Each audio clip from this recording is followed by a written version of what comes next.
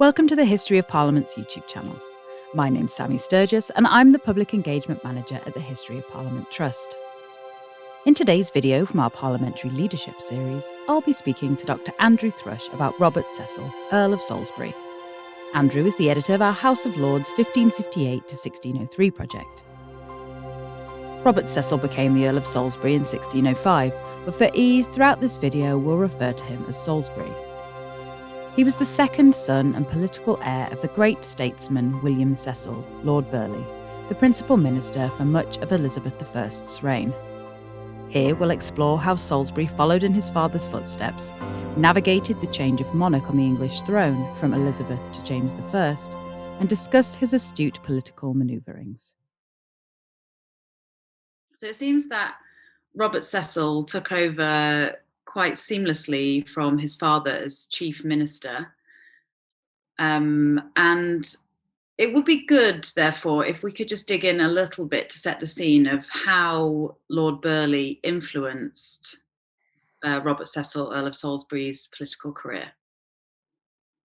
Okay, you're quite right. This is one of the most extraordinary double acts in English or British political history. You have father handing over to son, and between them they are chief ministers to the crown for a period of 54 years or so, and that's never been replicated since. Burghley, the father, he is a young Secretary of State himself, and he sees ability in his second son, Robert Cecil, an ability to sort of follow in his footsteps from an early age. And so Robert becomes himself a de facto Secretary of State at much the same age as his father had been, and is doing the job sort of almost unofficially for 3 years or so, during a period where Burghley's health is starting to give way. He's becoming increasingly housebound. So we have here a father who sees the same sorts of abilities that he possessed. He sees those in his son, he encourages him, and that son is brought on. And because Burghley is largely housebound, Robert Cecil is doing a lot of the work in Whitehall. He's present with the Queen, and he's doing so at a really important time in Elizabethan political history, because in the early 1590s, some of the leading figures of the Elizabethan court, people like Leicester, Walsingham, Hatton, they're all dying off. Mm-hmm. So there is this opportunity, sort of, the Queen's intimate circle is being reduced. Salisbury, as he becomes, Robert Cecil, forms a close relationship with the Queen, with the help of his father, who is sort of writes to him regularly from his sick bed, giving him instructions, giving him advice. And the two work together very, very well indeed. So consequently, when Burghley dies in 1598, Robert Cecil takes over pretty much seamlessly, as you suggest, and he's enabled to do this because one of the reasons he can do this is not simply because he's formed this close relationship with the Queen. He's been given this responsibility by his father. His father has also provided for him. Now, Robert Cecil was not the eldest son of his father. He is the second son by a second marriage. The eldest son, Thomas Cecil, was a man of no very great ability, had been very wayward in his youth, and clearly was unsuitable for grooming for power. Now, Thomas didn't seem to resent this at all. I mean, he understands that his younger half-brother is very capable. There's never any resentment, never any jealousy there. But in the period in the late 1580s, when Robert gets married, that's the point where Burghley decides that he has to sort of divide up the inheritance. And what he does is he makes sure that Robert Cecil has the London office, so to speak, Burghley House on the Strand, which is where the Secretariat, where the Cecil Secretariat works, right next to Whitehall. So he gets that, and he also gets a country house. Thomas gets the big house in Lincolnshire. The other house, the one that Burghley builds in southern Hertfordshire, known as Tibbalds, is the one that Robert gets, and that's important because it provides him with a base close to London where he can entertain the monarch, mm-hmm. which is vitally important if you're going to be a senior figure at court. And it comes in very useful when James I ascends the throne in 1603. Yeah, great. And I think you've obviously touched on there that he was chief minister during the latter part of Elizabeth I's reign, and then he sort of moved over and managed to sort of maintain that position with James I. And I think we could probably make a whole video about the differences between those two monarchs and their, personalities and leadership styles. Right. But I think in the interest of brevity, to sort of set the scene for our viewers, I think it's fair to say that by the end of Elizabeth I's reign, who was known in Parliament and court for perhaps being a bit more miserly, is that the right word? And people were just a bit, and maybe cantankerous, and but people were ready for a bit of a change of pace by the time James I took the throne. And the contrast is palpable from our conversations and reading other things, that James was much more open-handed and ready to give honours, and is known for his incessant spending. And I think it will be interesting, therefore, to sort of dig into how Salisbury managed to sort of manoeuvre and maintain his position between those two very different monarchs throughout the transition of power. So could you tell us a little bit more about that? Yes, I mean, you're quite right. I mean, you draw the comparison between the two monarchs' spending habits, where Elizabeth is parsimonious, James is financially incontinent. Before I move on to talk about some of that, I mean, it might be worth knowing that Robert Cecil is himself very, very largely responsible for James's accession. That transition from one monarch to the next is done seamlessly. It's a peaceful transition. Elizabeth, don't forget, has no children. She never married. So the succession was a great source of concern. And Cecil is able to manage that transition, and he manages it to his own advantage, of course, because it means that James is greatly indebted to him for ensuring that there are no rivals to the throne. So while the two monarchs are very different, Robert ensures that he has James's gratitude from the outset. That's important. And although James is new to England, he has Robert Cecil to sort of call upon for advice and experience and guidance. And so Cecil is seen right from the outset as being indispensable to James for guiding him through the English system, which he knows nothing about. Yeah, and how did that sort of manifest in his management of the Commons? Because I imagine that it's quite different between the two monarchs. Right. Well, yes, this is where the open-handedness comes in. Right? Elizabeth was not only financially tight-fisted, she was also notoriously careful when bestowing honours. There are very few new peers created in Elizabeth's reign. Very few knights are created by her personally. So there's really there was a pent-up demand, as it were. There was a sort of, so when James comes to the throne, James is naturally sort of outgoing and generous of spirit, and so he satisfies this on a large scale. As large numbers of knights created, people, the nobility starts to increase in size. And James is very keen to draw a distinction between the way he's doing things and the way Elizabeth has done things. He wants to put clear blue water between himself and Elizabeth. Mm-hmm. And one of the things he does is to ennoble most of the members of the Privy Council that have been under Elizabeth. So people who have been sitting in the Commons in Elizabeth's last Parliament, people like Cecil himself and people like Sir William Knowles, these people are given peerages. Now, that's a problem, because James didn't see it as a problem, but it is a problem because in the Commons in the early modern period, the Crown expected to sort of try to manage the Commons through its councillors who would be found seats in Parliament. So these people would be managing, in association with the Speaker, the government's agenda, or try to guide the Commons on other matters too. Now, James thinks, no, I don't need to do that. What James wants is to unite the two crowns of England and Scotland. He thinks that because the two kingdoms have been brought together, that's God's will, and the way to get the Commons to agree to this is to give them more control over their affairs. Mm-hmm. So you don't need all these councillors in the House of Commons. It can be done without that. So Robert Cecil faces his first Jacobean Parliament as a peer himself, with very few councillor colleagues in the Commons. And that's a problem. That creates a sort of vacuum of leadership, if you like, for others to fill. And it leads to the rise of men like Cedwyn Sands, who start out as Cecil clients, but then become something rather different. So Cecil, Salisbury as he becomes in 1605, we're playing with one hand tied behind his back. Mm-hmm. Right from the off. He has to rely rather more heavily than Burghley ever had done on his men of business, his allies, his friends in the Commons. I mean, he doesn't have a large pool of electoral patronage himself. He's High Steward of Westminster and can get members elected. He gets the Chancellor of the Exchequer elected in 1607, for example. But he has to rely on cousins, friends, associates to sort of give, and we see in his papers lots of information being fed to him from his allies in the House of Commons. He's trying to manage things from the Lords with with very few councillors of the Commons. He has to rely upon his allies there.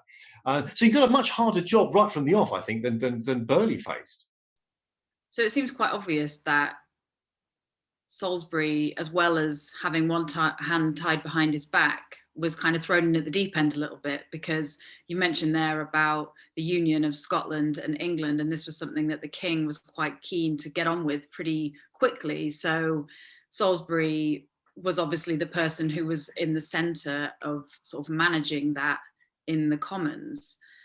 But could you talk a little bit more about what he actually did to manage that and how that affected his relationship with the king? Okay, well, the union is put before Parliament in 1604, the first session of the first Jacobean Parliament, and as you say, Salisbury is the chief minister of the king. He has to sort of push this agenda, but the problem is that he knows, as do many of the Commons, that the king hasn't thought this through. The king was not a lawyer by training. He didn't understand the legal implications of what he was requiring. What James wanted was to put the two kings together, create this unitary state called Great Britain. It sounds simple enough, but if you think it through, it would mean that you would instantly lose the legal systems of both countries. You would lose the organs of government of both countries, unless one or the other of those countries were to surrender their respective laws and form of government. And so this is immediately going to be a problem. And the English House of Commons is full of lawyers who understand that the status of English law, the Magna Carta and everything that goes with it is at stake. And so their professions as well stand to lose a livelihood. Salisbury realises that they've got a point, but of course James won't be moved. And so he's in this difficult position where he has to, on the one hand, do the king's bidding, while on the other hand, saying to the members of the House of Commons with whom he's in contact, well, you're quite right, and let me encourage you, keep opposing this. And as do other members of the council too. They're doing this sort of underhand. So Cecil's playing a bit of a dangerous game here. He's encouraging the opposition through his clients, allies like Cedwyn Sands, to sort of make the king's policy as well not come to fruition. He wants it not to go through. And we know that he's doing this because he more or less admits it. There's a letter he writes to the king's second cousin, the Duke of Lennox, who had gone up to Scotland, where he more or less admits this. And we also have a letter by Cecil's older half brother Thomas, writing saying, "Well done, you pretty much put pay to that." Yeah. So we know this is what's going on, and James too learns or suspects that Salisbury have been trying to undermine him in this regard, because we know that James turns to one of his own Scottish advisors, a man called Lord Hume, and says to Hume, "Well, do we trust Salisbury now? Can we be trusted?" And Hume says, "Yes, of course you can trust him. Of course, he's only got your best interest at heart." And Hume then passes on that letter to Salisbury. The letter is now in Salisbury's papers. So Salisbury's in this very difficult position. He has to work against the king's avowed wishes in a sort of secret way with other members of the council, which is very dangerous. But he manages to survive. He manages to survive because the king is persuaded that actually the union can still go through, but you have to amend it. You have to make some changes. That this isn't disloyalty at all. So Salisbury survives in the short term. Yeah, and how did the king behave towards him? How did he react? I know you said obviously that he sent that letter there questioning Salisbury's loyalty, but were there any other examples of how he behaved towards Salisbury and how he? about the Well, I relationship? mean, Salisbury's position is pretty secure after that. There is a point in the beginning of 1605 where there is talk of him being replaced, but that's rebuffed. The next time the Union comes round, Salisbury's still in position, it's still in post. This time things are different though, because at this point the king is prepared to accept a more scaled back system, and at this point, Salisbury is at one with the king. There's not a cigarette paper to put between them. Yeah. And that's where things get really difficult. Yeah. Because the Commons has not changed its mind. The Commons is particularly concerned that Scots should not be granted the same rights as Englishmen, and irrespective of whether they're born after 1603 or not. And so the king's chief minister, Salisbury, and his allies in the Lords clash with the Commons. We know that in November, December 1606, there are conferences between the two houses, which end in tempests and storms, as one commentator puts it. And James is furious because he thinks he can see the Union collapsing at this point. It's all going pear-shaped. And we know that James writes angry letters to Salisbury at this period. We don't have those letters, but we know from Salisbury's correspondence, letters written back to James, that these letters have been written, and Salisbury is mortified by this, and he thinks his position is now weakened. He fears that he's going to be replaced as chief minister. I mean, you've got Henry Howard of Northampton, who is just itching for a top job, wanting to take over. And so the way that Salisbury gets round this, and this has not previously been appreciated, is that he placates the king. He gives the king something the king really wants. He buys him off. Remember, I mentioned earlier in this podcast the house that his father, Lord Burghley, had given him in southern Hertfordshire, Tibbles, this palatial residence with his wonderful deer park that James really loved it. He liked to spend time there. And so what he does is he arranges an exchange. It takes place in 1607. There's an Act of Parliament which enables it to take place. Salisbury gives up Tibbles, and in return he gets the royal manor of Hatfield and some other properties. Hatfield, which has got an old bishop's palace on it. It's a bit run down, and Salisbury has to start again from scratch. He has to build a new house, which is where Hatfield House comes from. Right. And after this has been presented, this episode has been presented as though Salisbury was somehow making money out of James, and this is evidence of Salisbury's corruption. Nothing could be further from the truth. This all comes out of the disastrous meeting in 1606 over the Union, which all then goes horribly wrong. So what this means is that Salisbury has now placated James. He gets a second bite of the cherry in 1607. They try again. Again, it all goes pear-shaped, as it was always going to. The architect of the demise of the Union is Sir Edwin Sandys, who comes up with this idea that this war-winning strategy, which is to say, well, let's go for the unitary system that James wanted, the perfect union. All we have to do is create a single parliament, single government. But of course, what he means is that the Scots have got to give up theirs, and they've said they're not going to do that under any circumstances. And MPs are a bit slow to realise what's going on, but then they twig that this is basically a torpedo in the water, and it basically finishes the Union. I mean, James still hopes it can be revived after that, but that's more or less it, dead in the water. But from Salisbury's point of view, Salisbury doesn't get the blame. Salisbury is able to blame Sandys, and that's what matters. So it seems that there is another episode that we could draw on to demonstrate Salisbury's tumultuous relationship with the king and difficulties that he had in his career. So the episode that I'm referring to is the Great Contract, which Salisbury presented to Parliament in 1610, which was essentially a financial solution to sort the king's financial problems out, his debts and his severe lack of cash flow. As we've already mentioned, he was a fan of spending, and it became a real problem for him. So Salisbury failed to get Parliament to agree to the Great Contract. I'm sure some of the details you'll fill in there for us in a minute, Andrew. But how did his failure to secure the Great Contract for the king affect their relationship and also his career? Okay, well, you're quite right. The Great Contract is the second of real problems that Salisbury has. There are two insoluble problems he faces under James. One is the Union, and this is the second one, the financial issue. Now, in 1608, Salisbury becomes Lord Treasurer, so this is really his pigeon at this point, and he has to try to resolve the king's mounting debt problems, and the classic way of doing that is by reducing spending and increasing income. And he tries this for a while, and it won't work. Ultimately, he comes to the conclusion that the only way around to provide the sort of money on the scale that's needed is through another parliament, and James is therefore reluctantly coerced into calling another parliament. And so Salisbury comes up with this scheme, and in essence, it consists of three things. First of all, there's a bargain element to it, and that is to say the Commons are offered, some of the most unpopular sources of royal revenue. They're offered the opportunity to buy them out. So the two elements that I'm thinking of are purveyance and worship. There are a few other things as well. These are feudal dues that the Commons hated. And the idea was that they would buy them out, and they would negotiate for the sum of how much they were going to spend on this. The Commons originally wanted to buy them out for about 100,000. Salisbury wanted more than 200,000.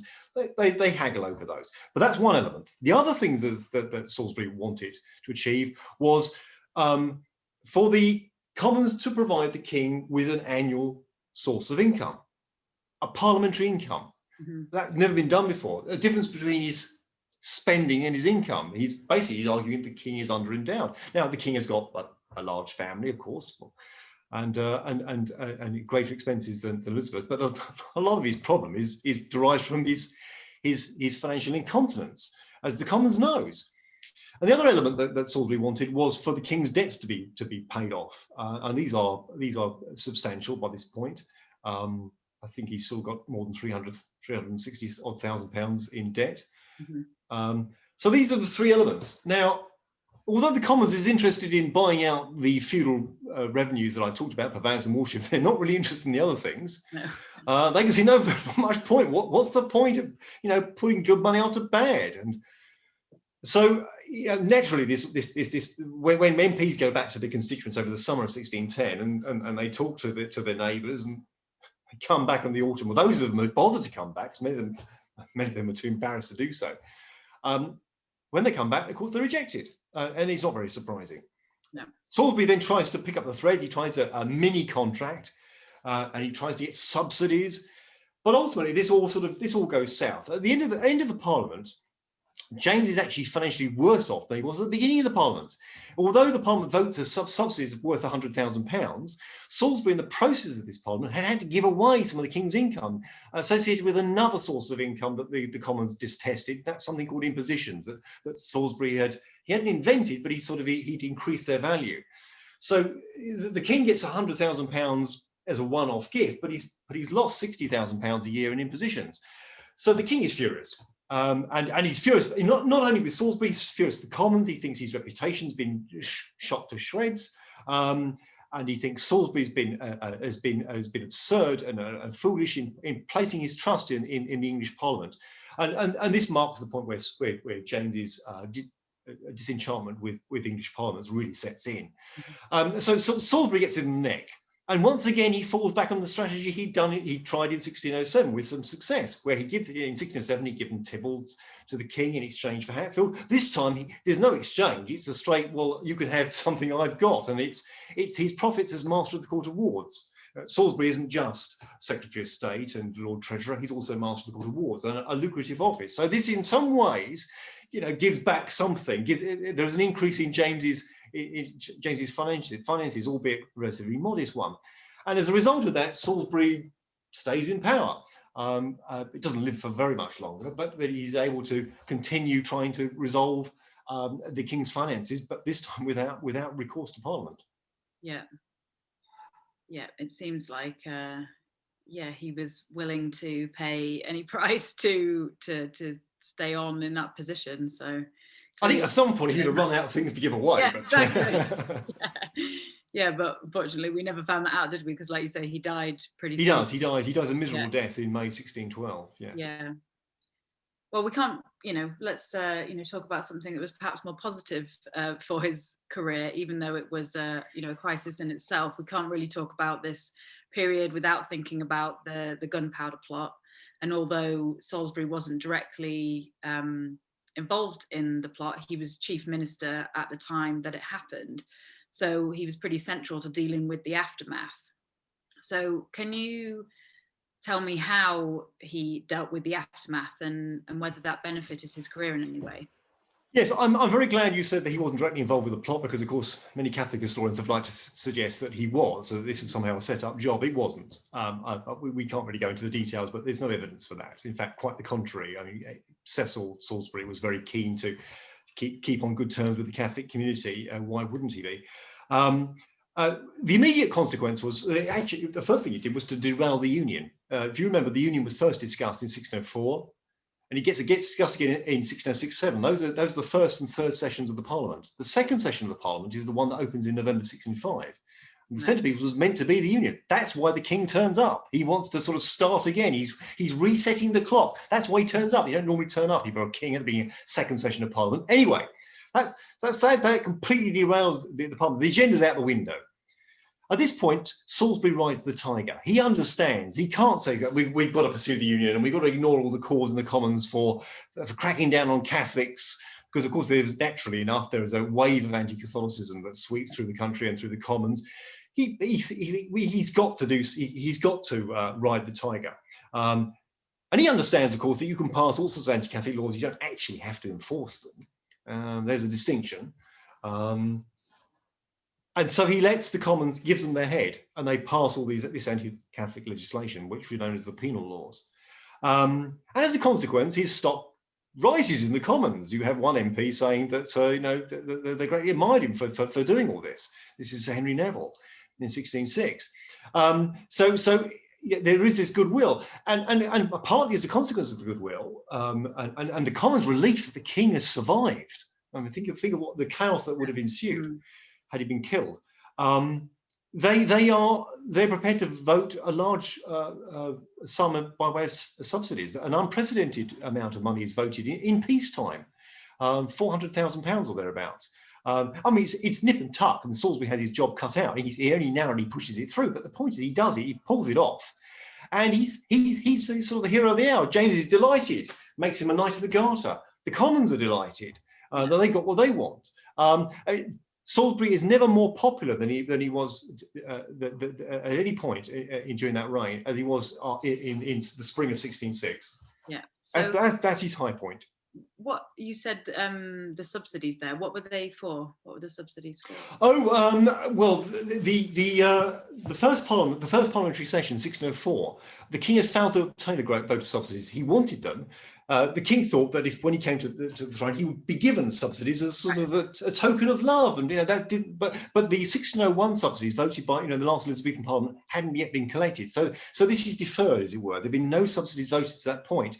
Moreover, the king's debts are starting to mount, and the same sorts of conversations that are being had in 1610 happened earlier in 1606, and people are saying, should we really be giving the king all this money so he can give it to the Scots who brought south with him, or to his favourites? I mean, is this really wise? So this is why it's a close run thing. Salisbury has to really pull out all the stops with his friends and allies to get this through. It's very much down to single votes. Yeah.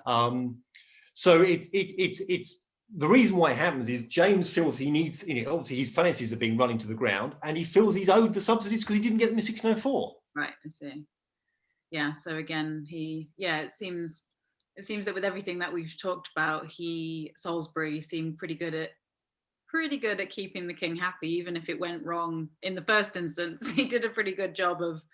They have a very interesting relationship. Yeah. The more you study that relationship, the more complex it becomes. I mean, there are points where James gets very angry with Salisbury, but it's also true that Salisbury gets very angry with James. Yeah. There are points where Salisbury is driven to exasperation by the king's financial irresponsibility and lets rip. And James, rather than saying, "You can't speak to me like that, I'm the king," is rather abashed and sort of says, "Yes, I'm terribly sorry, I won't do it again." But of course, James does it again because he's a recidivist. Yeah. Well, I think that's pretty much all we've got time for today, Andrew. But thanks very much. That's been a really interesting conversation. And I think a nice way to follow on from the video we did together about Lord Burghley, which we will link to in this video. So it's left for me just to say thank you very much to all of our viewers for tuning in, and we'll see you again soon on the History of Parliament's YouTube channel.